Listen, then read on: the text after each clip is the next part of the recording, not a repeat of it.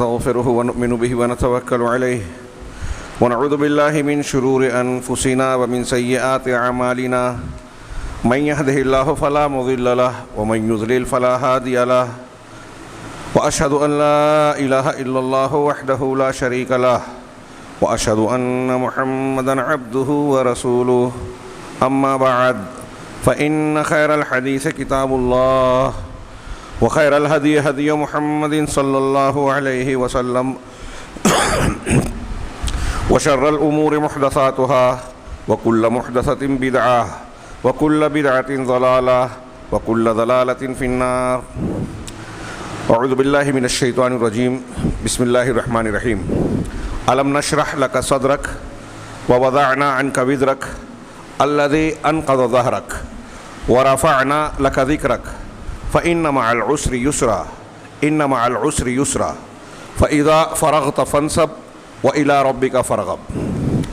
محترم حاضرین، گزشتہ جمعہ کے خطبے میں سورہ شرح جس کی میں نے ابھی تلاوت کی، اس سے متعلق کچھ باتیں عرض کی گئی کہ اللہ تبارک و تعالیٰ نے اس سورہ مبارکہ میں جو مکی دور میں نازل کی گئی، آپ کی مخالفتوں کی شدت کے درمیان اللہ نے اپنی بعض نعمتوں کا تذکرہ کر کے نبی کریم صلی اللہ علیہ وسلم کو حوصلہ اور تسلی دی.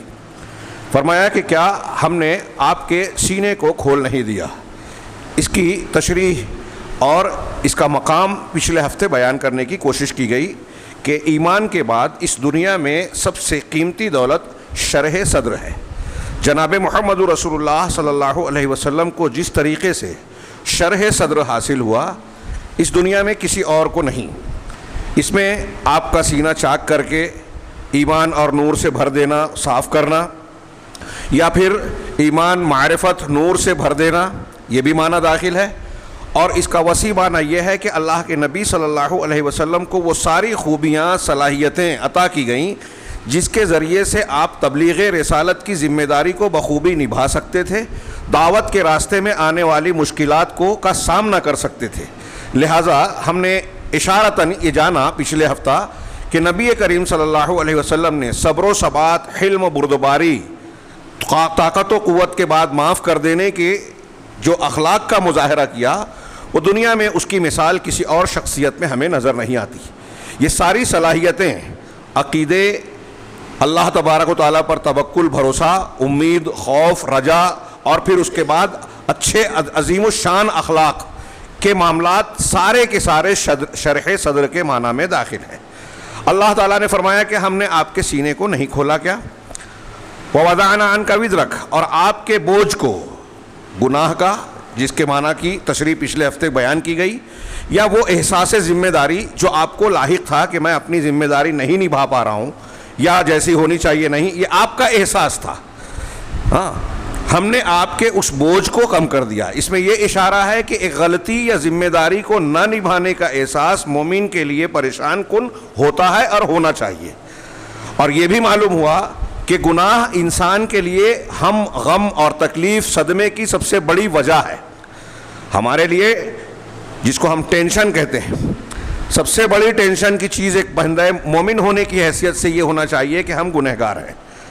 آج ہمارے سامنے جو تکالیف ہیں، پریشانیاں ہیں، روزگار کی ہو، معاش کی ہو، گھریلو جھگڑوں کی ہو، یہ شدت کی گرمی، موسم کی سختی، بارش کا کم ہونا، اور اس قسم کی دوسری جتنی پریشانیاں ہیں، ان تمام کے سلسلے میں یہ عقیدہ رکھنا چاہیے کہ یہ اللہ کی طرف سے ہے. اگر ان پریشانیوں کو ہم محض سائنسی وجوہات اور دنیا کے اسباب کی طرف نسبت کرتے ہیں تو یہ شرک اصغر ہو سکتا ہے اگر عقیدہ نہیں ہے.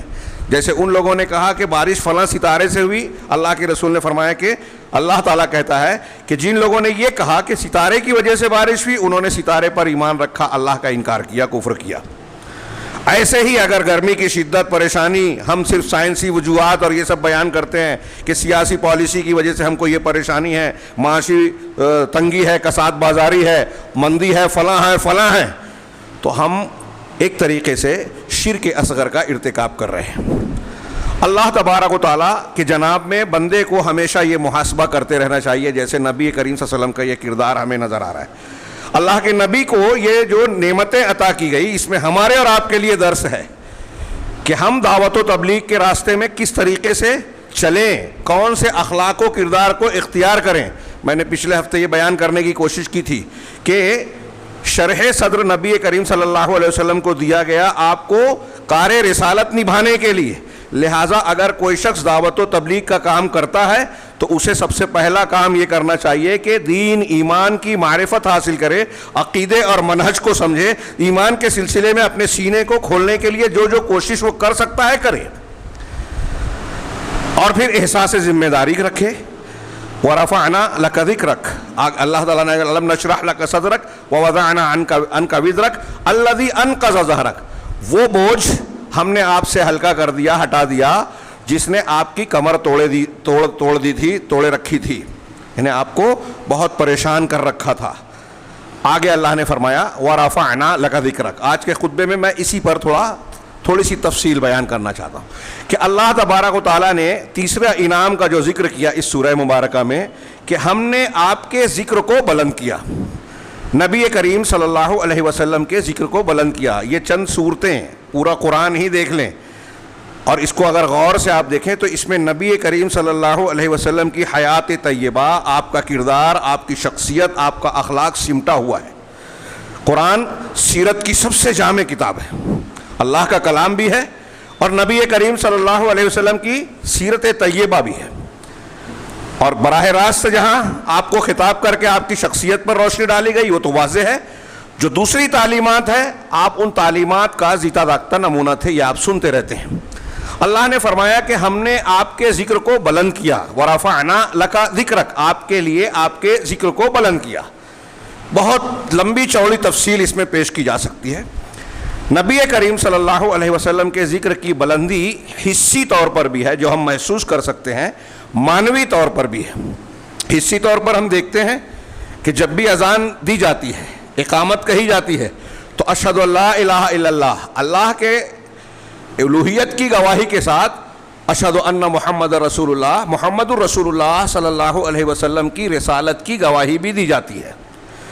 جمعہ کے خطبوں میں ممبر پر جب خطبہ مسنونہ پڑھا جاتا ہے تو دونوں شہادت کو ساتھ ذکر کیا جاتا ہے، اللہ کے ذکر کے ساتھ رسول کا بھی ذکر کیا جاتا ہے، اللہ کے کلام کی اتباع کے ساتھ رسول کی سنت اور حدیث کی اتباع اور آپ کی مخالفت یعنی بدعت کو نہ کرنے کی تلقین بھی کی جاتی ہے.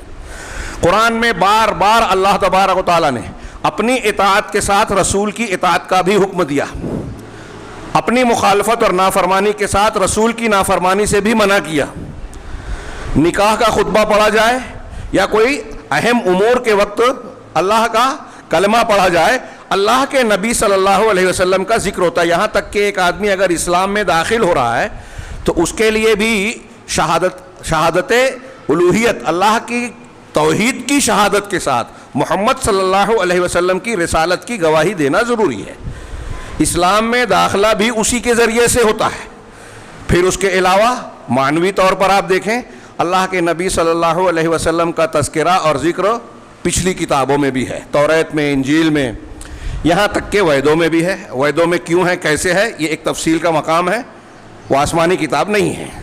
تحقیق کی بات یہ ہے، اس میں کم و بیشی ہوئی ہے اور اہل علم نے بیان کیا کہ آسمانی کتابوں سے یہ مضامین لے کے اس میں برسہ برس پہلے شاید شامل کیے گئے.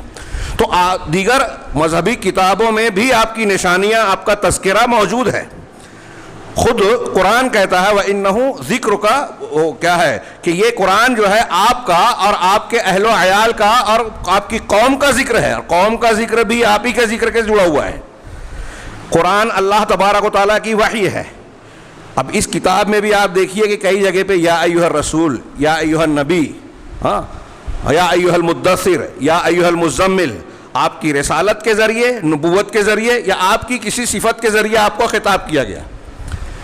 یہ بھی کچھ لوگوں نے بیان کیا کہ دوسرے انبیاء کا تذکرہ کرتے ہوئے اللہ تبارک و تعالیٰ نے یا موسیٰ یا ابراہیم نام لے کر خطاب کیا ہے، لیکن جناب محمد رسول اللہ صلی اللہ علیہ وسلم کو کہیں نام سے خطاب نہیں کیا گیا. قرآن میں نبی کہا گیا، رسول کہا گیا، المدثر، المزمل اور اس قسم کے بعض اوصاف سے آپ کو خطاب کیا گیا. یہ آپ کی عزت و تعظیم کا ایک پہلو ہے. اللہ تبارک و تعالیٰ نے آپ کے ذکر کو کس قدر بلند کیا، ایک چیز یہ بھی ہے کہ نبی کریم صلی اللہ علیہ وسلم پر درود و سلام بھیجنا یہ عبادت کا ایک حصہ قرار دیا گیا ہے. اللہ تبارک و تعالیٰ نے سورۃ الاحزاب میں ارشاد فرمایا ان اللہ و ملائکتہ یصلون علی النبی، اللہ اور اس کے ملائکہ اپنے نبی پر صلاۃ بھیجتے ہیں. یا ایھا الذین آمنوا صلوا علیہ وسلموا تسلیما، اے ایمان والو اپنے نبی پر درود اور سلام بھیجا کرو. اس آیت کے نزول کے بعد صحابہ کرام نے کہا کہ ہم سلام تو جانتے ہیں، التحیات للہ میں السلام علی النبی، السلام علیکہ، السلام علی النبی یہ کہتے ہیں، لیکن آپ پر درود کیسے بھیجیں؟ تو آپ نے درود ابراہیمی پڑھ کر سکھایا. بخاری مسلم کی روایتوں میں اللہم صلی علی محمد وعلی آل محمد. اللہ تبارک و تعالیٰ درود بھیجتا ہے، کیا مطلب؟ عام طور سے کہا جاتا ہے، بعد کے لوگوں نے کہا کہ اللہ تعالیٰ رحمت نازل کرتا ہے. یہ معنی غلط نہیں ہے لیکن محدود ہے، یہ مکمل نہیں ہے، صحیح نہیں ہے. علامہ ابن قیم اور دوسرے متعدد علماء نے کہا کہ یہ اس کا درود کا بہت ہی محدود معنی ہے. اس میں اللہ تبارک و تعالیٰ کا، جیسا کہ امام ابو العالیہ نے، امام بخاری نے ان سے نقل کیا کہ اللہ تعالیٰ اپنے نبی پر درود بھیجتا ہے کا مطلب کیا؟ کہ اللہ تعالیٰ فرشتوں کے درمیان آپ کی تعریف اور آپ کی تعظیم تعریف کے ساتھ ذکر کرتا ہے اور آپ کا اچھا تذکرہ کرنے کا حکم دیتا ہے، فرشتوں کو بھی دعا کا حکم دیتا ہے، اور عالم علوی یعنی آسمان کے باشندوں کے ساتھ ساتھ زمین کے باشندوں کو بھی کہتا ہے کہ ان پر درود و سلام بھیجا جائے، حکم دیتا ہے. لہذا درود و سلام بھیجنا بعض حالتوں میں مستحب ہے، بعض حالتوں میں فرض ہے. نماز کے تشہد میں آپ آخر میں دیکھیں فرض ہے، نماز جنازہ میں پڑھا جاتا ہے، اذان و اقامت کے وقت آپ پر درود بھیجا جاتا ہے. یعنی اذان کے بعد جو ہے مشروع کیا گیا کہ آپ دعا پڑھے، آپ نے اللہ کے لیے وسیلہ، اللہ کے رسول کے لیے وسیلہ مانگے اور آپ کے حق میں درود پڑھے.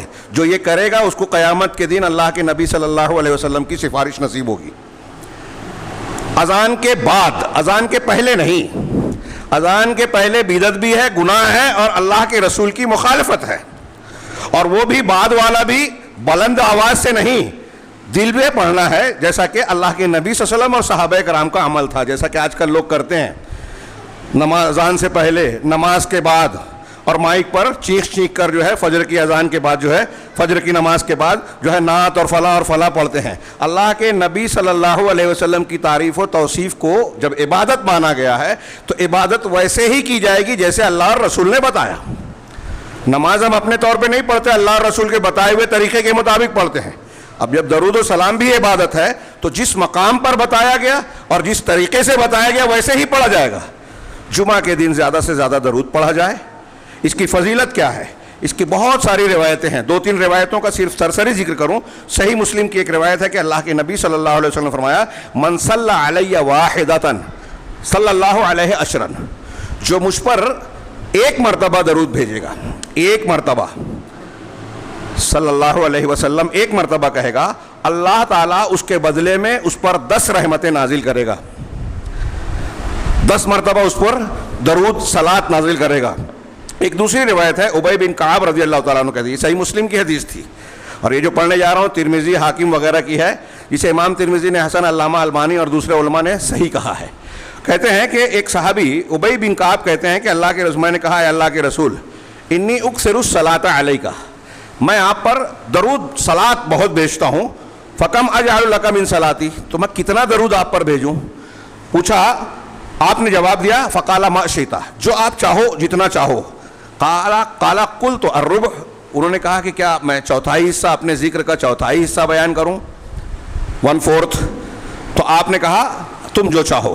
کہا کہ فإن زدت فهو خير لك، تم جتنا چاہو، اور اگر تم کچھ زیادتی کرو گے اس میں اور بڑھاؤ گے تو یہ تمہارے لیے بہتر ہے. قلت النصف، تو کہا کہ میں آدھا کروں اسے. کہا اگر تم چاہو اور اگر تم اور زیادہ کرو گے تو یہ تمہارے لیے بہتر ہوگا. قال فالثلثین، اپنے ذکر کا 2/3 حصہ. تو آپ نے کہا ما شئت فإن زدت فهو خير لك، تم جتنا چاہو اگر اس میں بھی اضافہ کرو گے تو یہ تمہارے لیے بہتر. اپنے ذکر کو پورا کا پورا، میں نے کہا میں اپنے پورے ذکر کو صلات پر مشتمل بنا دیتا ہوں. تو آپ نے کہا اذن تکفی ہمک ویغفر لک ذنبک، اگر تم ایسا کرو گے تو یہ تمہارے ہم و غم، تمہارے ٹینشن پریشانی صدمے کے لیے کافی ہوگا اور تمہارے گناہوں کی بخشش کا ذریعہ ہوگا. یہ اللہ کے نبی صلی اللہ علیہ وسلم سے ثابت ہے. تیسری روایت نبی کریم صلی اللہ علیہ وسلم کا یہ ارشاد ہے, یہ بھی صحیح روایت ہے, نسائی وغیرہ, امام نسائی وغیرہ نے نقل کیا ہے.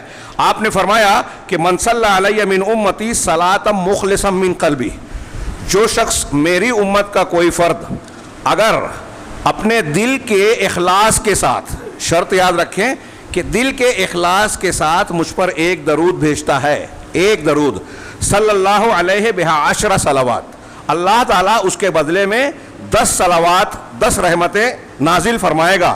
ورفع بہا 10 درجات, اور اس کے بدلے میں 10 درجات بلند کرے گا. وکتب لہا بہا 10 حسنات, اور اس ایک درود کے بدلے میں 10 نیکیاں لکھے گا. ومحا عنہ 10 سیئات, اور 10 گناہوں کو اس کے بدلے میں مٹا دے گا, گناہ صغیرہ کو. یہ بھی روایت صحیح ہے, علامہ البانی وغیرہ نے صحیح کہا ہے. یہ 2-3 روایتیں بطور نمونہ میں نے بیان کی. جمعہ کے دن اکثرو, اللہ کے رسول نے جمعہ کے دن مجھ پر خوب درود بھیجو. اللہ تبارک و تعالیٰ نے کہا کہ اللہ اور فرشتے اپنے رسول پر, اللہ اپنے رسول پر اور فرشتے درود نازل کرتے ہیں, بھیجتے ہیں, تم بھی صلاۃ و سلام پڑھو. اب یہ اس سے متعلق کچھ روایتیں میں نے بیان کی. جمعہ کے دن پڑھنے کا حکم دیا گیا. بعض مقامات پر اس کا پڑھنا مستحب ہے جیسے اذان کے بعد, بعض مقامات پر پڑھنا اس کا واجب ہے جیسے نماز کے اندر تشہد میں. اب اس طریقے سے آپ دیکھیں تو درود و سلام کی کتنی اہمیت ہے. علامہ ابن قیم کہتے ہیں کہ اللہ سے نبی صلی اللہ علیہ وسلم پر درود نازل کرنے کا سوال کرنا یہ بندے کی دعاؤں میں سے انتہائی جلیل القدر دعا ہے, اور دنیا اور آخرت میں اس کے لیے نفع بخش ہے. اور ایک لمبی تحریر میں آپ نے بیان فرمایا کہ اللہ تبارک و تعالیٰ کے سے یہ طلب کرنا کہ اپنے رسول پر درود و سلام نازل فرما, یہ دراصل اللہ کے ذکر پر بھی مشتمل ہے. کوئی سوچے گا کہ میں رسول کا ہی ذکر کر رہا ہوں, رسول کی اس درود و سلام پہ آپ اللہ تبارک و تعالیٰ کا ذکر بھی کر رہے ہیں اور اللہ کا شکر ادا کر رہے ہیں کہ اس اللہ تبارک و تعالیٰ نے ہماری ہدایت کے لیے, ہم کو سیدھا راستہ بتانے کے لیے اپنے رسول کو بھیجا, اور وہ رسول محمد رسول اللہ صلی اللہ علیہ وسلم ہے, اور انہوں نے پوری محنت کر کے ہم کو صراط مستقیم کی نشاندہی کر کے بتائی. لہٰذا آپ کو پہچاننا, آپ کی اس نعمت اور انعام کو جاننا, یہ بہت بڑا اللہ کا انعام ماننا ہے, اللہ کی نعمت کا اقرار کرنا ہے.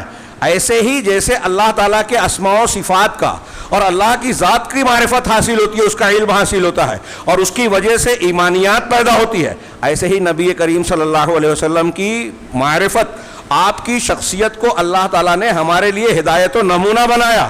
یہ پورے دین کو گھیرتی ہے کہ ہم آپ کو پہچاننے کے بعد پورا دین آپ سے اخذ کریں, عقیدہ آپ سے لیویں, منہج آپ سے لیویں, عبادات آپ سے لیویں.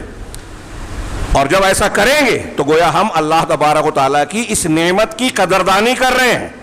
بڑا پیاری تحریر بیان کی ہے علامہ ابن قیم نے کہ اس اعتبار سے نبی کریم صلی اللہ علیہ وسلم کی صحیح معرفت, یہ اللہ کی معرفت, اللہ کے ذکر, اللہ کی عبادت, اس کے انعام کے شکر کو شامل ہے.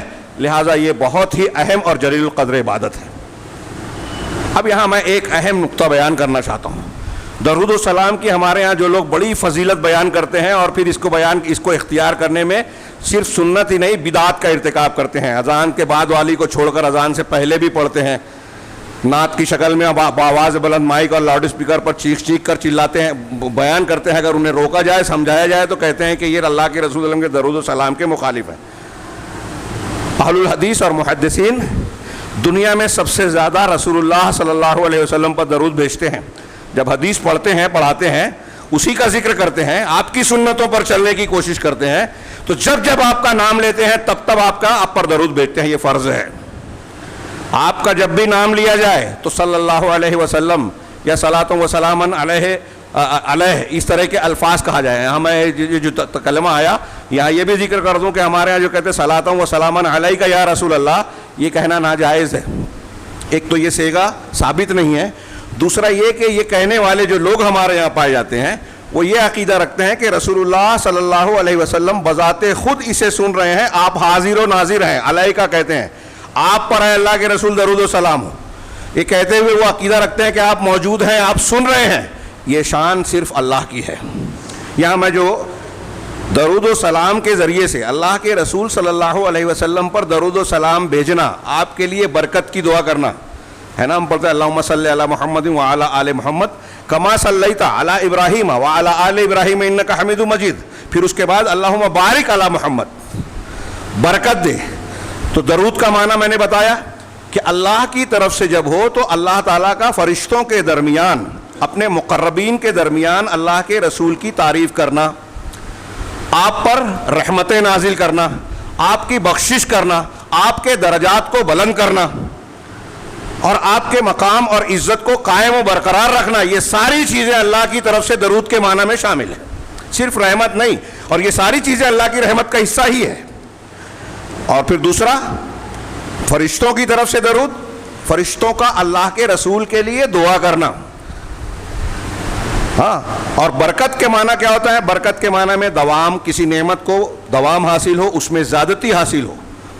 اب ہم کہتے ہیں کہ اللہ تمہیں برکت دے, تو کا مطلب آپ کو جو نعمت ملی ہے وہ قائم رہے, آپ کو جو نعمت ملی ہے اس میں اضافہ ہو.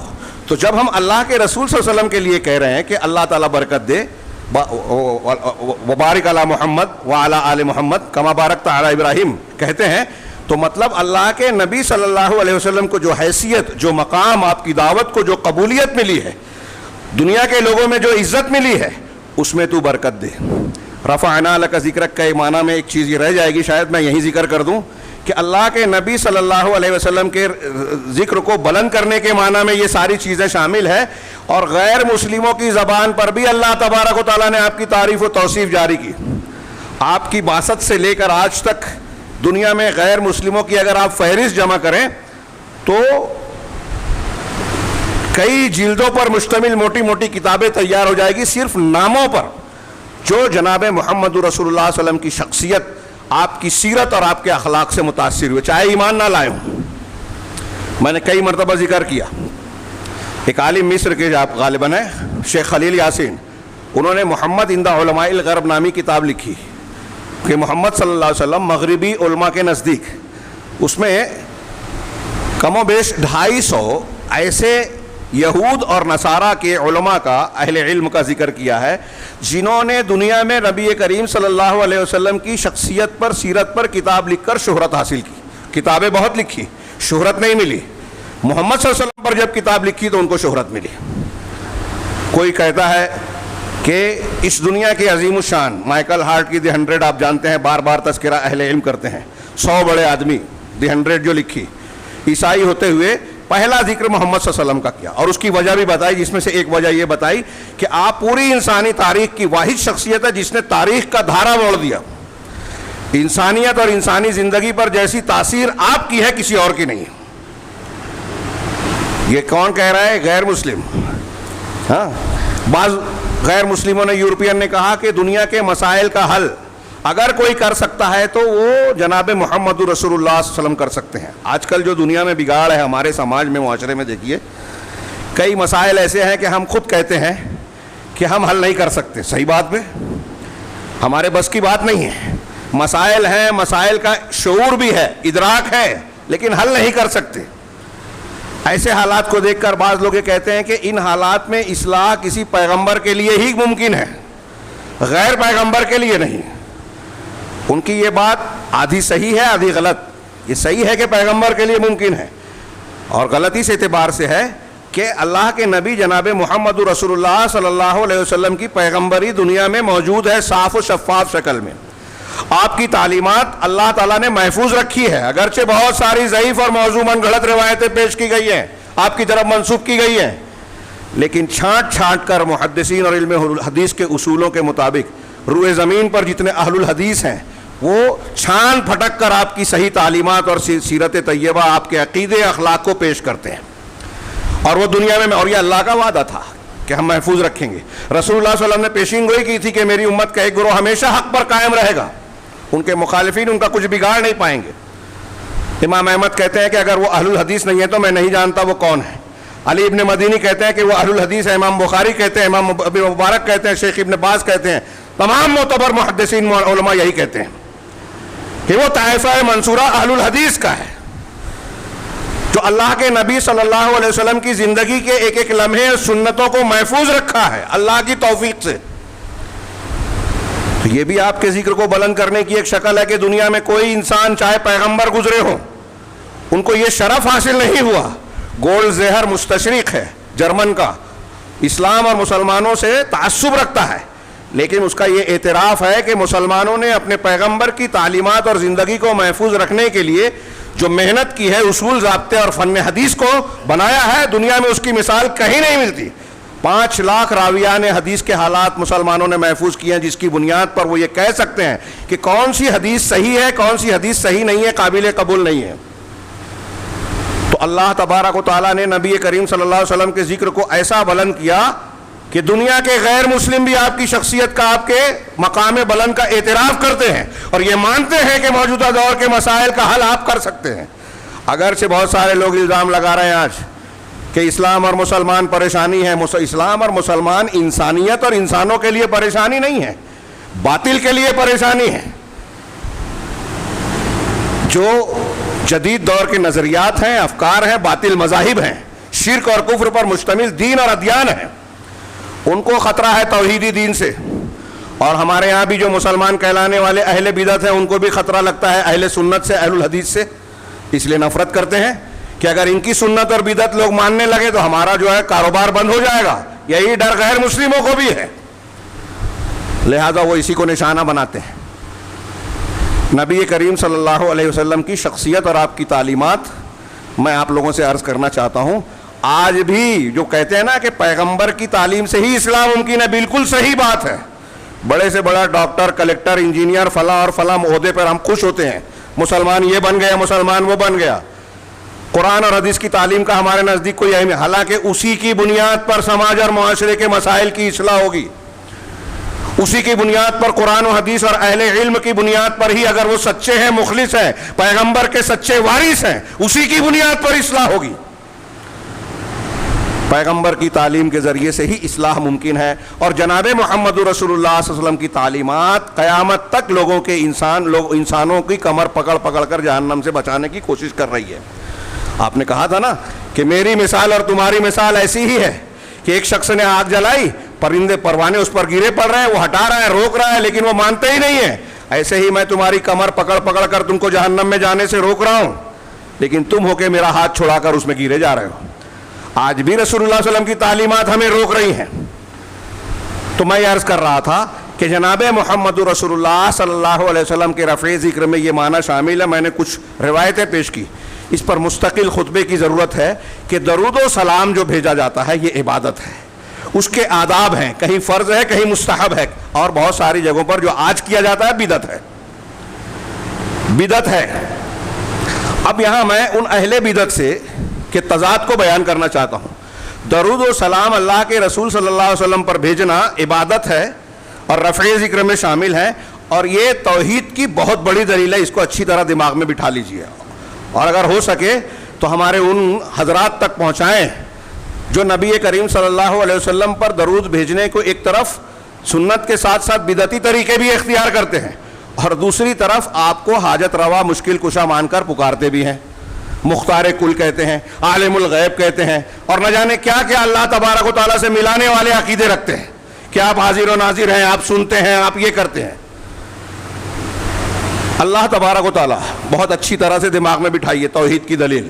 اللہ تبارک و تعالیٰ کو ہم مانتے ہیں کہ رب السماوات والارض, کائنات کا نظام وہ چلاتا ہے, پالنہار پروردگار وہ ہے, نفع اور نقصان کا مالک وہ ہے, النافع والضار وہی ہے, ہر چیز کا اختیار اسی کے پاس ہے. ہم یہ عقیدہ رکھتے ہیں اللہ کے بارے میں. اللہ تبارک و تعالیٰ دینے والا ہے, محتاج نہیں ہے, بے نیاز ہے, یہ ہم مانتے ہیں. اس لیے کوئی یہ کہتا ہے کیا کہ اللہ تبارک و تعالیٰ پر درود سلام نازل ہو, اللہ تعالیٰ کو لیے برکت ہو, اللہ کو ہم دعا دیتے ہیں, دے سکتے ہیں. کوئی شخص اگر یہ کہے کہ اللہ تبارک و تعالیٰ کو فلاں فلاں خیر ملے, بھلائی ملے, اچھا ملے, یہ ہو جائے, وہ ہو جائے, تو آپ کیا کہیں گے؟ اسے حماقت کہیں گے, اللہ کی شان میں گستاخی کہیں گے, اللہ تبارک و تعالیٰ کی عدم معرفت کا اور جہالت کا نتیجہ کہیں گے کہ اللہ کو جانتا ہی نہیں ہے تب ایسا کہہ رہا ہے. جو دینے والا ہے اس کو کیا کہیں گے کہ فلاں اللہ تعالیٰ کو یہ مل جائے, وہ مل جائے, اس کو برکت ملے. وہ پہلے ہی سے ذات تبارک الذی بیدہ الملک، بابرکت ہے وہ ذات جس کے ہاتھ میں کائنات کی ساری سلطنت ہے، ملک ہے. تو جو نفع نقصان کا خود مالک ہے اس کے لیے دعا کی ضرورت نہیں ہے. اب آپ کہہ رہے ہیں کہ محمد رسول اللہ صلی اللہ علیہ وسلم کو برکت ہو، آپ پر درود ہو، آپ پر سلام ہو، فرشتوں کا بھی دعا کرتے ہیں ہم اور آپ بھی دعا کرتے ہیں، تو اس کا مطلب ہم یہ کہہ رہے ہیں کہ اللہ کے رسول صلی اللہ علیہ وسلم کو دعا کی ضرورت ہے.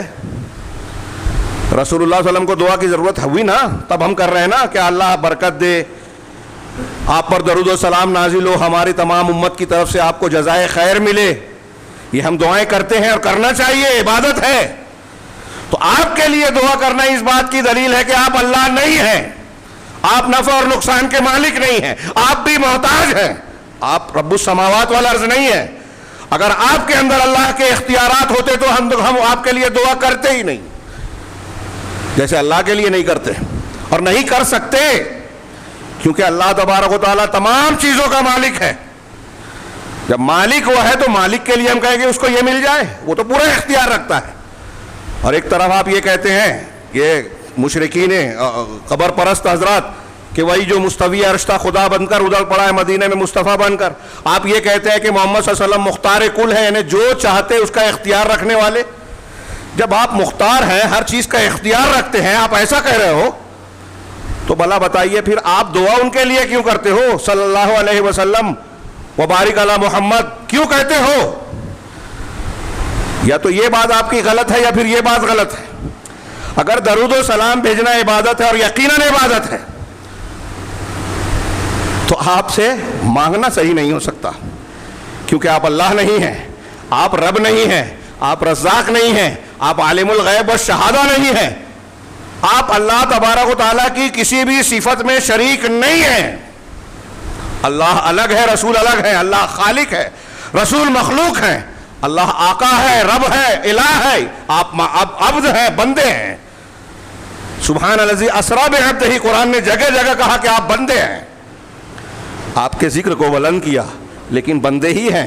اگر کوئی ایسا تصور کرتا ہے کہ ذکر کی بلندی کا مطلب یہ ہے کہ اللہ کے نبی صلی اللہ علیہ وسلم بندگی کے دائرے سے باہر نکل گئے تو وہ جو ہے اللہ کے رسول صلی اللہ علیہ وسلم کو پہچانتا نہیں ہے، اللہ کو مانتا نہیں ہے، قرآن کو نہیں مانتا. نبی کریم صلی اللہ علیہ وسلم کو عبد اور رسول ماننا آپ کی عزت ہے. اللہ نے ہمیں اور آپ کو کس لیے پیدا کیا؟ وما خلقت الجن والانس الا لیعبدون. میں نے جن و انس کو اس لیے پیدا کیا کہ وہ میری عبادت کریں. دوسرے لفظوں میں بولے لیعبدون، تاکہ میرے عبد بنے. اللہ کی کامل عبدیت اختیار کرنا یہ ہماری پیدائش کا مقصد ہے. رسول اللہ صلی اللہ علیہ وسلم کو جب ہم کہتے ہیں کہ آپ اللہ کے عبد ہیں، اس کا مطلب عبد کامل ہیں، اعلیٰ ترین عبد. اس کا مطلب کہ اللہ نے جس مقصد کے تحت انسانوں اور جینوں کو پیدا کیا اس مقصد کے سب سے اعلیٰ مقام پر رسول اللہ صلی اللہ علیہ وسلم فائز ہیں. یہ آپ کی عزت ہوئی یا نہیں ہوئی؟ دنیا میں جتنے جین و انس ہیں ان سب کو بندگی کے لیے، عبدیت کے لیے پیدا کیا گیا، اور عبدیت کے سب سے اعلیٰ مقام پر محمد رسول اللہ صلی اللہ علیہ وسلم ہے. اس اعتبار سے آپ کا مقام جب مقصد کے اعتبار سے سب سے اعلیٰ ہے تو آپ کا درجہ سب سے اونچا ہوا. اب جو بھی بندہ جتنا زیادہ عبدیت میں اونچا ہوتا جائے گا اتنا زیادہ اس کا مقام بلند ہوتا جائے گا. یہ درس مل رہا ہے ہمیں وَرَفَعْنَا لَكَ ذِكْرَكَ میں. اللہ نے آپ کے ذکر کو بلند کیا، لہذا ذکر کو بلند کرنے والا، آپ کو مقام دینے والا اللہ ہے. اللہ الہ ہے، رب ہے، اور آپ عبد ہیں. تمام تر مقام بلند کے باوجود آپ عبدیت کے دائرے سے باہر نہیں ہیں. اچھی طریقے سے دماغ میں رکھیں. یہ نہ سمجھنے سے بہت سے لوگ حب رسول کا، رسول اللہ صلی اللہ علیہ وسلم پر ایمان کا، آپ سے محبت و اتباع کا دعویٰ تو کرتے ہیں لیکن آپ کے دشمن ہیں. جو آپ کو اللہ سے ملاتا ہے وہ آپ کا دشمن ہے. جو آپ پر درود بھیجنے کے نام پر آپ کے ساتھ آپ کا ذکر بدعتی انداز میں کرتا ہے وہ آپ کا دشمن ہے، آپ کی شریعت کا مخالف ہے، دوست نہیں ہے. یہ اللہ کے رسول کے منبر پر پوری ذمہ داری کے ساتھ عرض کر رہا ہوں. ہاں، اگر کسی کوئی سنتا ہے، قبر پرست کوئی ایسا شخص جو آپ کی شان میں غلو کرتا ہے اور وہ یہ کہہ رہا ہے، یہ سمجھتا ہے کہ میں آپ کی شان میں گستاخی کر رہا ہوں، تو مطالعہ کریں قرآن و سنت کا، غور کریں. یہ کوئی چھوٹا موٹا اور معمولی بات نہیں ہے کہ آپ سن کے نظر انداز کر دیں. دیکھیں، سوچیں، اس پر ہماری آخرت کا انحصار ہے. ہم کس طرح مانتے ہیں؟ بہت بڑا مسئلہ ہے یہ. یا تو لوگ دین کو اوپر چلنا نہیں چاہتے، یا پھر اختیار کرتے ہیں تو وہ دین اختیار کرتے ہیں جو اللہ اور رسول کا ہے ہی نہیں. تو قدیم طور پر شرک و بدعت کرتے ہیں، جدید طور پر ایسی تشریح کرتے ہیں توحید کی، شریعت کی، دین کی، کہ دین کی توحید صرف حاکمیت میں ہے، اور پھر اس معنی کو لے کر اہل توحید سے مخالفت اور دشمنی، اور اس بنیاد پر اہل بدعت اور اہل شرک سے دوستی اور تعلق. سارا آواں کا آواں بگڑا ہوا. اور ہمارے یہاں فرصت بھی نہیں ہے کہ ہم اللہ تعالیٰ کی ان نعمتوں کی قدر کریں جو اللہ نے اپنے رسول کو بتائی ہے. شرح صدر حاصل کیجئے، الم نشرح لک صدرک. اور اس کے بعد جو ہے گناہ کی معرفت، اپنے آپ کے، اپنی ذمہ داریوں کی معرفت کے بعد آپ کو احساس ذمہ داری ہوگا. تو پھر آپ اپنی ذمہ داری کی طرف لپکیں گے. اور ورفعنا لک ذکرک، رسول اللہ صلی اللہ علیہ وسلم کا ذکر جس طریقے سے بلند ہوا ہے، آپ اگر چاہتے ہیں آپ کا نام ہو تو جھوٹ کے ذریعے سے نہیں، سوشل میڈیا پر پوسٹر لگا کر. ہمارے یہاں ہورڈنگ پتہ نہیں کیسی جہالت عام ہو چکی ہے. لاکھوں روپیہ لوگ تہوار پر، مخصوص اوقات پر جو ہے خرچ کرتے ہیں اپنی تصویریں لگا کر. کیا ملتا ہے؟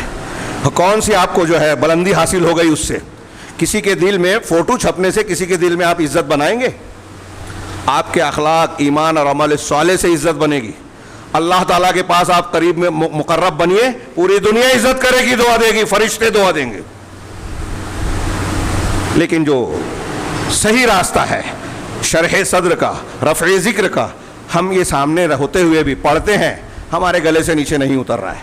اللہ تعالیٰ نے نبی کریم صلی اللہ علیہ وسلم کے تعلق سے جو یہ فرمایا، تین بڑی چیزیں، یہ آپ کو ذکر کر کے، اصلاً آپ پر محنت ذکر کر کے، طبعاً ضمناً امت کو تعلیم دی گئی ہے کہ بلندی اور کامیابی کا راستہ کیا ہے. اللہ تعالیٰ نے ان نعمتوں کا ذکر کرنے کے بعد کہا وَرَفَعْنَا لَكَ ذِكْرَكَ فَإِنَّ مَعَ الْعُسْرِ يُسْرًا. آج پھر وقت زیادہ ہو گیا، اور اس پر میں نے سرسری طور سے کہا تھا، مقصود حاصل ہو گیا تھا پچھلے ہفتہ. تو یہ جو تکالیف کے ساتھ شرح صدر اور یہ نعمتیں حاصل ہوئی ہے آپ کو، تو اب آپ کی جو مخالفت کر رہے ہیں اس سے آپ جو ہے پریشان نہ ہوں. آپ اچھے ہیں تو برے لوگ مخالف رہیں گے، برے ہیں تو اچھے لوگ مخالف رہیں گے. دنیا میں مسائل رہیں گے. کوئی یہ سمجھتا ہے کہ دنیا میں سکھ ہی سکھ ہو، آرام ہی آرام ہو، کوئی دکھ، کوئی صدمہ نہ ہو. ایسا ناممکن ہے. ایک آدمی تخت شاہی پر بھی اگر براجمان ہے، بادشاہ بھی بن کر بیٹھا ہے، تو اس کو بھی ٹینشن رہے گا، صدمہ رہے گا اس دنیا میں. وہ جھوپڑے والے کو ہی نہیں ہے. ہاں، وقت کے جو بڑے سے بڑے اہل ثروت ہیں ان کو بھی پریشانیاں ہیں. تو یہاں پریشانیاں رہے گی. یہ دنیا کا قانون ہے، دستور ہے. فَإِنَّ مَعَ الْعُسْرِ يُسْرًا. یہ آپ کو بولا جا رہا ہے، آپ کے ذریعے سے امت کو، ہم کو اور آپ کو بھی بول رہا ہے اللہ تعالیٰ کہ یقیناً مشکل کے ساتھ آسانی ہے. إِنَّ مَعَ الْعُسْرِ يُسْرًا، یقیناً مشکل کے ساتھ، 2 مرتبہ کہا، مشکل کے ساتھ آسانی. اس سے اس بات کی پختگی اور ہمارے ذہن و دماغ میں بٹھانا مقصود ہے. یہ طے ہے کہ مشکلات آئے گی، لیکن یہ بھی طے ہے کہ مشکل کے بعد آسانی آئے گی. یہ اللہ تبارک و تعالیٰ کا قانون ہے. اور یہ 2 مرتبہ کہا، اس لیے اللہ حضرت عمر فاروق کہتے ہیں کہ لن یغلب عسر علی یسرین. یہ ہمارے لیے جو اہل ایمان ہیں، اہل دعوت ہیں، مومن ہیں، ان کو مصیبت، بلا، پریشانی آتی ہے، ان کے لیے خوشخبری ہے. اس آیت میں بشارت ہے کہ 2 آسانیوں پر ایک مشکل غالب نہیں ہو سکتی. شیخ عبد الرحمن بن ناصر السعدی کہتے ہیں کہ دیکھیے اس آیت میں العسر پر ال ہے، عسر مشکل، اس پر ال ہے، الف لام معرفہ کا. اور یسر اس پر ال نہیں ہے، یہ نکرہ ہے. اس میں عام اور اس میں خاص جو اردو میں ہم جانتے ہیں، سمجھ لیجئے کہ وہی معرفہ اور نکرہ ہے عربی میں. تو اس سے کیا فائدہ ہو رہا ہے؟ پہلا فائدہ یہ ہے کہ العسر ایک ہے، ایک پریشانی آپ کو آئے گی، تو اس کے بعد یسر جو نکرہ ہے یہ بتکرار آئے گی عموم کے ساتھ. یعنی آپ کو تکلیف آئے گی اور اس کے بعد کئی آسانیاں آئے گی. ایک بات. دوسری بات، عبد الرحمن بن ناصر السعدی نے کہا کہ اگر العسر کو ہم استغراق کا مان کے کہ جتنی بھی دنیا میں پریشانیاں ہیں اس میں سے کوئی بھی ہو شامل ہے، تو اس کا مطلب یہ کہ اللہ تعالیٰ یہ کہہ رہا ہے کہ بڑی سے بڑی مصیبت پریشانی آپ کو آ جائے، بڑی سے بڑی کوئی بھی تکلیف آ جائے، اس کے بعد آسانی آنا ہی ہے۔ بعض علماء نے کہا کہ اگر آپ مشکل میں پھنس گئے اور آپ کسی پہاڑ کی کھو میں اندر داخل ہو گئے تو آپ کے لیے اللہ کی کشادگی بھی پیچھے آئے گی۔ حضرت ابن عباس کی ایک لمبی روایت ہے، کیا ہے، کچھ تنگی کے بعد معزی کے الفرج و مع الکرب یسرا، اور اللہ نے قرآن کے سیجعل لهم الرحمن بعد عسر یسرا، سیجعل لهم الرحمن بعد عسر یسرا، کہ اللہ تعالیٰ سختی کے بعد ان کے لیے آسانی پیدا کرے گا، اور کہا کرب کے ساتھ ساتھ آسانی ہے، تنگی کے ساتھ ساتھ کشادگی ہے۔ یہ حدیث کے الفاظ ہیں، تھوڑا میں اس میں بھول رہا ہوں لفظ میں حدیث کے۔ اللہ تبارک و تعالیٰ کا یہ قانون ہے، اور یہ امت کے لیے، ہمارے اور آپ کے لیے بہت بڑا درس اور سبق ہے۔ یہاں میں یہ عرض کرنا چاہتا تھا کہ اس فلسفے، اس اللہ کے قانون کو نہ سمجھ کر ہم کوئی بھی چھوٹی موٹی تکلیف میں، پریشانی میں گھرتے ہیں تو چلانے لگتے ہیں، اور یہ بات میں بار بار گزشتہ کچھ دنوں سے دہرا رہا ہوں۔ ابھی تازہ ہندوستان میں مسلمانوں پر جو مظالم کا ایک نیا سلسلہ شروع ہوا، یہ تو ہمیشہ چل رہا ہے۔ اس میں ہمارے ہاں کئی لوگوں سے سنا گیا، سوشل میڈیا پہ دیکھا گیا کہ لوگ شکایتیں کرتے ہیں۔ اب اللہ تعالیٰ سے ڈائریکٹ نہیں کر سکتے تو علماء کو نشانہ بناتے ہیں کہ اتنی تکلیف ہو گئی اور علماء وہی غیبی امداد کی بات کر رہے ہیں۔ بدر میں تو مدد آئی، بابری مسجد کے وقت کیوں نہیں آئی؟ فلاں جگہ تو آئی، آج مسلمانوں کے گھروں پر بلڈوزر چل رہے ہیں، کیوں نہیں آئی؟ میں نے اس کے کئی جوابات دیے مختلف خطابات اور دروس میں۔ موٹا سا سوال عید کے خطبے میں بھی میں نے پوچھا تھا کہ اللہ تعالیٰ کا یہ قرآن اور یہ حدیث ہم مانتے ہیں، اب ان میں اللہ نے اپنے رحمت، اپنی مدد کی اور حفاظت کی جو شرطیں بیان کی ہے، کیا ہم اس کو پورا کر رہے ہیں؟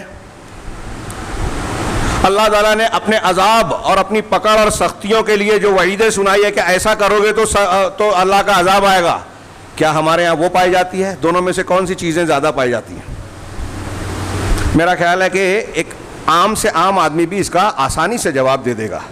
ہمارے یہاں شرک ہے، ہمارے یہاں بدعت ہے، ہمارے یہاں حرام خوری ہے، ہمارے یہاں رشتے کاٹنے کے ہر گھر میں ملیں گے، حق حقوق اور وراثت میں ایک دوسرے کا مال کھانے اور حق مارنے کا سسٹم ہے، کمزوروں پر ظلم کرنا، بے ایمانی کرنا، دوسروں کا مال ہڑپ کرنا، دھوکہ دینا، جھوٹ بولنا، غیبت کرنا، چوری کرنا، کون سا گناہ ہے جو ہمارے یہاں نہیں ہے؟ اور پھر ہم مولوی کو بولتے ہیں کہ غیبی امداد کہاں سے آ رہی ہے؟ بدر میں جو لوگ شریک ہوئے تھے، حنین میں جو لوگ شریک ہوئے تھے، ان کے ہاں کتنا شرک تھا، کتنی بدعت تھی، کتنی اللہ اور رسول کی مخالفت تھی۔ اللہ کی مدد کیوں آئی؟ غزوہ احد میں اللہ کے رسول اللہ کی ایک بات صحابہ نے مخالفت کر لی، 50 میں سے 40 تیر اندازوں نے، نقشہ پلٹ گیا، پورا واقعہ ہم جانتے ہیں۔ 70 صحابہ کرام شہید ہوئے، اللہ کے رسول اللہ زخمی ہو گئے، آپ کے دندان مبارک شہید ہوئے، خود کی کڑیاں جو ہے آپ کے رخسار مبارک میں دھس گئی، گھٹنا زخمی ہو گیا۔ ایک غلطی سے ہم کتنی سنتوں کو پامال کر رہے ہیں، حرام خوری کر رہے ہیں، حرام خوری کے کام میں مدد کرتے ہیں، ظلم کر رہے ہیں، ظلم کے کام میں مدد کرتے ہیں۔ ایک کمزور آدمی ہمارے سماج میں، وہ بیٹی ہو، بہو ہو، کوئی انسان ہو، کوئی عالم ہو، مظلوم ہے تو اس کی مدد کرنے والا کوئی نہیں ملتا۔ طاقتور کے ساتھ لوگ نظر آئیں گے، جس کی حکومت اس کے ساتھ نظر آئیں گے، اس سے اللہ سے زیادہ ڈر ہے کہ وہ ناراض ہو جائے گا تو نوکری چلی جائے گی، روزی چلی جائے گی۔ ہاں، میں ایسے لوگوں سے سوال کرتا ہوں، حضرت موسیٰ اور فرعون کے زمانے میں ہوتے تو آپ کدھر رہتے؟ موسیٰ علیہ السلام کے ساتھ رہتے؟ نہیں، سوال ہی پیدا نہیں ہوتا۔ یہ جو لوگ ظلم کو دیکھ کر بھی خاموش رہتے ہیں، جو لوگ ظالمین کے ساتھ میں ان کی آج ساتھ دیتے ہیں، وہ مولویوں پر کیوں کیچڑ اچھالتے ہیں؟ اللہ کی مدد نہ آنے کی وجہ علماء ہے۔ ارے جو تھوڑا سا خیر اور برکات ہے نا، وہ علماء کی وجہ سے ہے، یہ سمجھ لیجئے۔ یہ چھوٹے چھوٹے عذاب آ رہے ہیں اس لیے کہ اللہ تعالیٰ کے یہ تازیانے ہیں، جب تک توبہ استغفار ہوتا رہے گا، دین کا کچھ نام زندہ رہے گا، متقی پرہیزگار لوگ درمیان میں برائیوں سے روکنے والے کسی بھی تعداد میں موجود ہیں، سمجھ لیجئے کہ ان کی وجہ سے اللہ کا عذاب ٹل رہا ہے۔ یہ بھی ختم ہو جائیں تو اللہ تعالیٰ مٹا دے گا، پوری کائنات کو مٹا دے، اللہ کو کوئی پرواہ نہیں ہے۔ قرآن حدیث میں اٹھائیے۔ تو ہمیں اللہ تعالیٰ جب یہ تلقین کا بتا رہا ہے کہ آسانی آئے گی مشکل کے بعد، تو اس آسانی کا حقدار اپنے آپ کو بنانا ہے. شرح صدر، ذمہ داری کے نبھانا، رفع ذکر کے راستے. نبی صلی اللہ علیہ وسلم کا کردار اور اخلاق ہمارے سامنے ہے. اس اخلاق کردار کو اختیار کیجئے. کیا کوئی تیار ہے؟ کوئی ایک آدمی ایسا ملے گا آپ کو کہ ہم نے کوئی بات بیان کی کہ بھائی سود لینا دینا حرام ہے، یہ اللہ رسول سے جنگ کا اعلان ہے، قرآن کہتا ہے، تو وہ کہے کہ چلو بھائی میں توبہ کرتا ہوں؟ کوئی ملے گا؟ ان کی جیب میں فتوے ہیں. مولوی صاحب نے کہا ہندوستان میں لین دین کر سکتے ہیں، اسٹاک ایکسچینج میں جو ہے، شیئر مارکیٹ میں جو ہے پیسہ لگا سکتے ہیں، حرام کو حلال کرنے والا طریقہ. ہاں ایسے علماء ہیں اللہ کی مدد کو ٹالنے کی وجہ. یہ جو شکوہ شکایت کر رہے ہیں ان کو بتائیے، جو بدعت کر رہے ہیں نا، وہ علماء جو بدعت بتا رہے ہیں، بدعت کر رہے ہیں اور عوام بدعت کر رہے ہیں، وہ اللہ کے عذاب کو دعوت دے رہے ہیں. ہم اللہ کے عذاب کو دعوت دینے کا عمل کریں. ایمان صحیح نہیں ہے، ایمان جانتے بھی نہیں ہیں لوگ. 20 سال 25 سال 15 سال دین میں لگا دیا، صرف فضائل جانتے ہیں.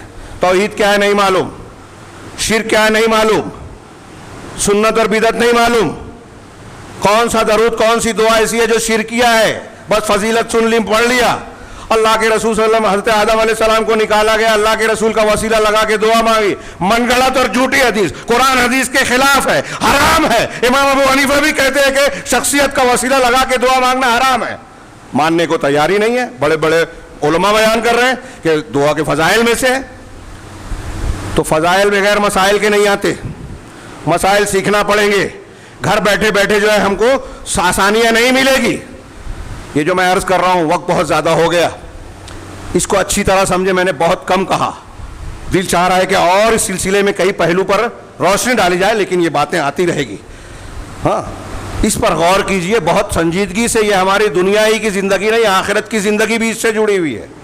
اللہ تبارک و تعالیٰ کہہ رہا ہے کہ یہ مشکل کے بعد آسانی آتی ہے. جس تناظر میں یہ کہا گیا، نبی صلی اللہ علیہ وسلم اور صحابہ کرام کو تسلی دی جا رہی ہے کہ آپ کے خلاف جو ہے مکہ میں کتنا ماحول گرم تھا، قتل کی کوششیں. ہاں اللہ کے نبی صلی اللہ علیہ وسلم کو 9 یا 13 مرتبہ مکہ میں مرنے کی کوشش کی گئی، اور پوری آپ کی حیات طیبہ میں رسالت کے 18 مرتبہ قتل کی سازش کی گئی. اللہ تعالیٰ نے بچایا. کتنی مشکلات تھیں. تھوڑی دیر کے لیے وہ مکہ کے وہ حالات پر غور کیجئے. ہم اور آپ اتنا ستائے جاتے ہیں کیا؟ اور کہاں ستائے جائیں گے؟ ہم تو ایمان کا دعویٰ بھی نہیں کرتے، اور جہاں مشکل پیش آتی ہے گھر میں بیٹھ جاتے ہیں. کوئی آدمی اگر دین کے لیے توحید کے لیے لڑ رہا ہے، پریشان حال ہے، اس کے گھر میں فاقہ ہو رہا ہے، تو ہمیں کوئی لینا دینا نہیں ہے. تو ہم کو کیوں ہے؟ اگر مدد نہیں آ رہی ہے تو کیوں شکوہ کر رہے ہو؟ اگر ہمارے اوپر اللہ کا عذاب آ رہا ہے، کوئی حکومت ہمارے گھروں پر بلڈوزر چلا رہی ہے، آپ کے اور ہمارے گھر پہ اگر چلائے تو شکوہ مت کیجئے. دوسروں کو مت بولیے کہ لوگ ہمارا ساتھ نہیں دیتے. آپ نے لوگوں کا کتنا ساتھ دیا؟ آپ نے اللہ سے کتنا تعلق قائم کیا؟ آپ نے اللہ کے دین کے لیے کیا قربانی دی؟ جب نہیں دی تو کسی اور کو الزام مت لگائیے، یہ میری وجہ سے میرا گھر ٹوٹا، یہ کہیے. میں یہ نہیں کہہ رہا کہ وہ صحیح ہے، ظالم تو اپنے ظلم کا نتیجہ بھگتے گا، وہ نہیں بچیں گے اگر توبہ نہیں کیا. لیکن ہم اور آپ دین کو اگر مانتے ہیں تو میری بات پر غور کریں. اللہ تبارک و تعالیٰ کہہ رہا ہے کہ مشکل کے ساتھ آسانی ہے. ہاں یقیناً مشکل کے ساتھ آسانی ہے. فَإِذَا فَرَغْتَ فَانْصَبْ، بس جب تم فارغ ہو جاؤ تو محنت کرو. اس کا کئی معنی علماء نے بیان کیا کہ جب نماز سے فارغ ہو تو دعا کرو. اس سے کچھ لوگوں نے استدلال کیا کہ نماز فرض نمازوں کے بعد دعا کی جائے. کچھ لوگوں نے کہا کہ فرض نمازوں سے فارغ ہو تو نفل عبادتوں کو کرو، فرض عبادات سے فارغ ہو کے نفل عبادات کرو. اہل علم نے کہا کہ یہ عام ہے. دنیا کے مشاغل، اپنی ضروریات سے جب بھی ہم کو فرصت ملے تو ہم اللہ تبارک و تعالیٰ سے لو لگائیں، دعائیں کریں، خوب محنت کریں. اللہ تبارک و تعالیٰ کے جناب میں عبادت و ریاضت میں اتنی محنت کریں کہ فن سب تھکا دے اپنے آپ کو تھکا دے اللہ کی عبادت میں. شیخ عطیہ سالم نے اس آیت کی تفسیر میں لکھا کہ دنیا میں لوگوں کے یہاں، ہمارے یہاں ایک ٹینشن ہے کہ خالی وقت میں آدمی کیسے وقت گزارے. ہمارے نوجوانوں کا بھی مزاج انجوائے کریں، فرصت ملی ہے تو تھوڑا ٹہلنے چلیں، ہوٹلوں پر یہاں وہاں بھیڑ بھاڑ کریں فرصت کے موقع، اور اس کو لوگ جائز بھی سمجھتے ہیں. یہ اللہ تعالیٰ قرآن میں کہہ رہا ہے کہ مسلمان کا طریقہ یہ ہوتا ہے کہ جب فارغ ہوتا ہے تو وہ اللہ کی عبادت کرتا ہے. اور مسلمان، دنیا کے لوگ فراغت کے لیے خالی اوقات کے کام کے لیے جو ہے مختلف فلسفے جھاڑتے ہیں. یہ قرآن ایک جملے میں ہم کو حل بتا رہا ہے کہ مسلمان یا تو وہ کام کرتا ہے جو دنیا کے لیے بھلا ہو, یا وہ کام کرتا ہے جو آخرت کے لیے بھلا ہو. فَإِذَا فَرَغْتَ فَانْصَبْ وَإِلَىٰ رَبِّكَ فَارْغَب, اور اپنے پروردگار کی طرف ہی راغب ہوں. جیسے ہم ایاک نعبد و ایاک نستعین پڑھتے ہیں نا, نعبد و ایاک سیدھا جملہ یہ ہے, لیکن ایاک کو مقدم کیا گیا, ایاک نعبد, تو اس کا مطلب اس کی وجہ سے, اس تقدیم و تاخیر کی وجہ سے معنی ہوتا ہے حسر کا, کہ تیری ہی, یہ جو ہی کا ترجمہ ہم کر رہے ہیں اس آگے پیچھے کرنے سے, تیری ہی عبادت کرتے. ایسے ہی یہاں ہے وَإِلَىٰ رَبِّكَ فَارْغَب, جملہ ہونا چاہیے فَارْغَب إِلَىٰ رَبِّكَ, لیکن إِلَىٰ رَبِّكَ فَارْغَب کہا, یعنی مطلب یہ ہوا جیسے ایاک نعبد میں اپنے رب کی طرف ہی متوجہ ہوں, اولیاء صالحین کی طرف نہیں, کسی کی قبر کی طرف نہیں. میں نے دیکھا ایک پرچی میں صوفیوں کے سلسلے میں کہ آپ فلاں فلاں رات میں عشاء کی نماز پڑھ کے اتنی مرتبہ درود پڑھیں, اور یہ جو شیخ کا ہمارے پیر صاحب کا سلسلے کا کی دعا بتائی گئی ہے, یہ اللہ کے رسول صلی اللہ علیہ وسلم کی قبر کی طرف متوجہ ہو کر, پیر صاحب کی طرف متوجہ ہو کر آپ یہ دعا پڑھیں.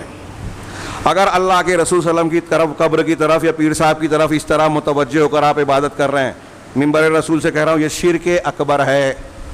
ہم نماز پڑھتے ہیں تو کس کی طرف توجہ کرتے ہیں؟ اللہ کی طرف. اللہ کی طرف عبادت کے ساتھ توجہ کرنا, ہاں رخ کرنا, یہ عبادت ہے. اب ایسی توجہ اگر اللہ کے علاوہ کے لیے کریں تو عبادت دوسرے کے لیے ہے, اور یہی شرک ہے, شرک اکبر ہے. ہمارے ہاں یہ کیا جا رہا ہے. اللہ کہہ رہا ہے وَإِلَىٰ رَبِّكَ فَارْغَب, اپنے رب کی طرف ہی لو لگاؤ, اسی سے مانگو, اسی سے امید رکھو, وہی تمہارے مسائل کو حل کرے گا. کوئی گھر پر بلڈوزر چلا رہا ہے, کوئی ہمارے خلاف قانون بنا رہا ہے, کوئی دھرم سنسد میں مسلمانوں کے قتل عام کی بات کر رہا ہے, کوئی شہریت قانون لاگو کر کے ملک سے باہر کرنے کی چالیں اور سازشیں رچ رہا ہے, یہ سارے مسائل حل کرنے کے لیے اللہ کی طرف رغبت کرو.